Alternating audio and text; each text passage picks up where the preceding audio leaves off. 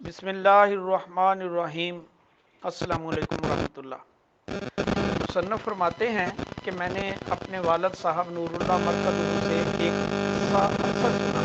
فرماتے تھے کہ ایک شخص کو پانی پت ایک ضرورت سے جانا تھا، راستے میں جلنا پڑتی جس میں اتفاق سے دنیا کی کہ کشتی بھی اس وقت نہ چل سکتی تھی۔ یہ شخص بہت پریشان تھا۔ لوگوں نے اس سے کہا کہ فلاں جنگل میں بزرگ رہتے ہیں، ان سے جا کر اپنی دعا کا اظہار کریں، اگر وہ کچھ تجویز فرما دیں تو شاید کام چل جائے، ویسے کوئی صورت نہیں۔ لیکن وہ بزرگ اول بہت خفا ہوں گے، انکار کریں گے، اس سے مایوس نہ ہونا چاہیے۔ چنانچہ یہ شخص وہاں گیا۔ اس جنگل میں ایک جھونپڑی پڑی ہوئی تھی، اس میں ان کے اہل و عیال بھی رہتے تھے۔ اس شخص نے بہت رو کر اپنی ضرورت کا اظہار کیا کہ مقدمہ کی کل کو تاریخ ہے، جانے کی کوئی صورت نہیں۔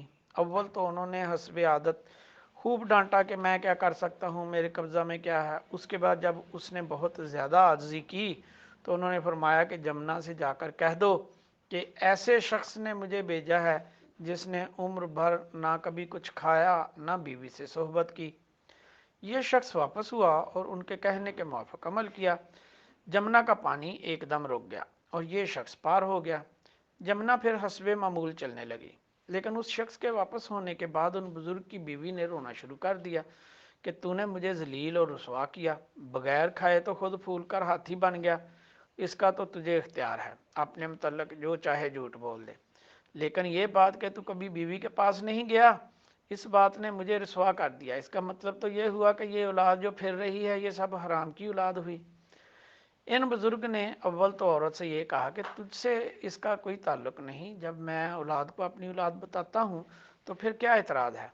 مگر وہ بے تحاشا روتی رہی کہ تو نے مجھے زنا کرنے والی بنا دیا۔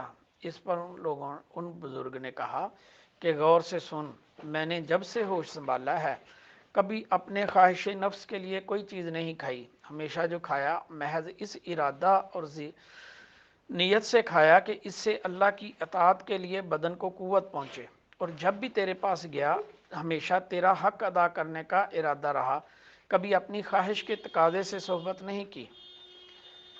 قصہ تو ختم ہوا، اب حضور صلی اللہ علیہ وسلم کی ایک پاک ارشاد میں غور کرنے سے اس مضمون کی تائید ہوتی ہے۔ حضور صلی اللہ علیہ وسلم کا ارشاد ہے کہ آدمی کے اندر 360 جوڑ ہیں، اس کے ذمہ ضروری ہے کہ ہر جوڑ کی طرف سے اس کی سلامتی کے شکرانہ میں روزانہ ایک صدقہ ادا کرے۔ صحابہ رضی اللہ تعالیٰ نے عرض کیا، یا رسول اللہ صلی اللہ علیہ وسلم، اتنے صدقات یعنی 360 روزانہ ادا کرنے کی کس کو طاقت ہے؟ حضور صلی اللہ علیہ وسلم نے ارشاد فرمایا کہ مسجد میں تھوک وغیرہ پڑا ہو اس پر مٹی ڈال دینا صدقہ ہے، اور راستے سے کسی تکلیف دینے والی چیز کا ہٹا دینا بھی صدقہ ہے، اور چاشت کی نماز ان سب صدقوں کے برابر ہو سکتی ہے۔ سبحان اللہ و بحمدہ، سبحان اللہ العظیم و بحمدہ۔